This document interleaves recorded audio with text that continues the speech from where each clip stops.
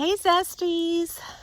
I'm a little sleepy today. There must have been some fox or deer outside in the middle of the night. There was a lot of commotion and carrying on. And I didn't have time to do my early morning walk. So here I am in the early afternoon and I don't have that jolt of coffee.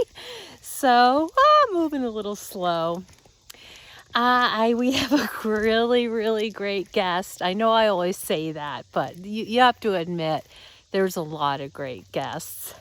And this one is Kim Scott.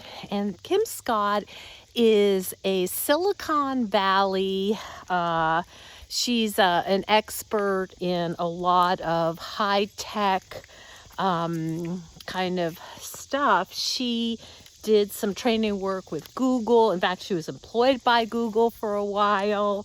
I think she was like in the top 10 of the Google group. And she has developed, well, she's written a couple books, but she's developed this concept of radical candor.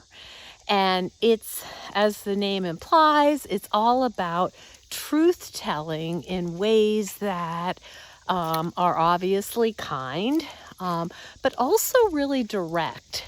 And the gist of her work now is promoting radical candor. And she talks about why, of course, we don't want to be candid and it's difficult, but she also talks about why it is so important.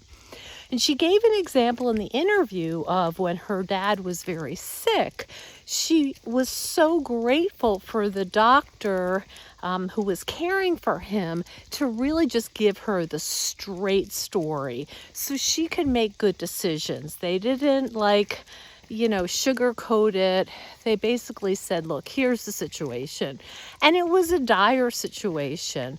But that was an example of how radical candor is very important and beneficial, and I dare say for women a little tricky because we don't want to hurt people's feelings. But then what happens when we omit things?